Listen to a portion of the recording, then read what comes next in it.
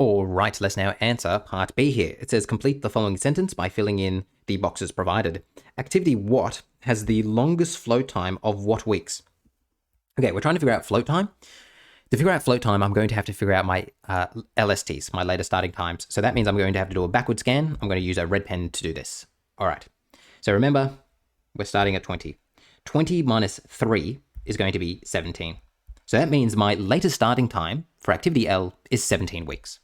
17 minus 1 is going to be 16. So that's telling me that my latest starting time for activity K is going to be 16. And now we're just going to continue on. 16 minus 4 is going to be 12.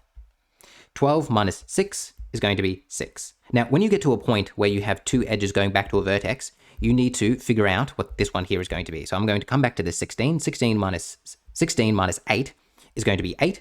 And then you circle your smaller number.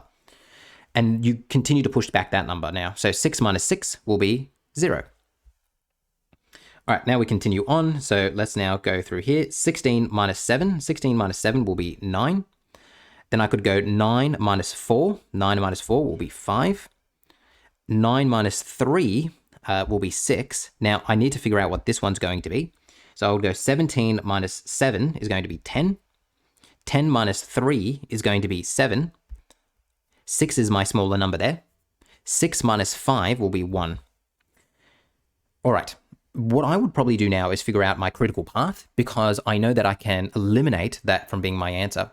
Remember, you're always starting at a time of 0 here, and you find your critical path by simply saying, all right, where is my EST and LST the same? So 0, 0, 6, 6, 12, 12, 16, 16, 17, 17, 20, 20. So I immediately know that nothing on my critical path here is going to be my answer because the whole thing is that if you are on the critical path, it means your float time is 0. And we're trying to figure out the longest float time. Okay, so now what we're going to have to do is look at everything else. So for instance, I would look here and I would go, what is 10 minus 8? 10 minus 8 is 2. Do I have anything bigger than 2?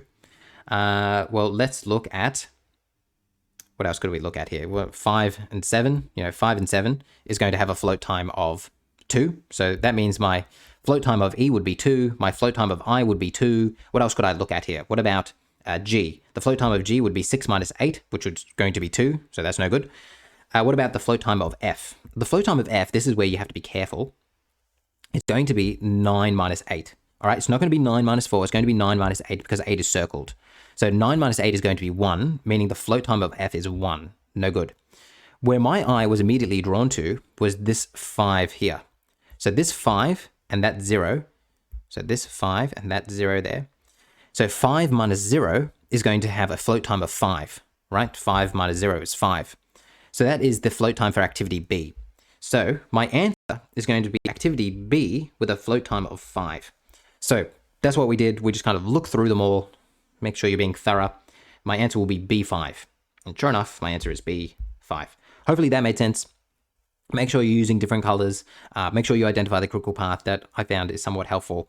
But a little bit of a tricky question there because it just gets a little bit messy, but one that is doable.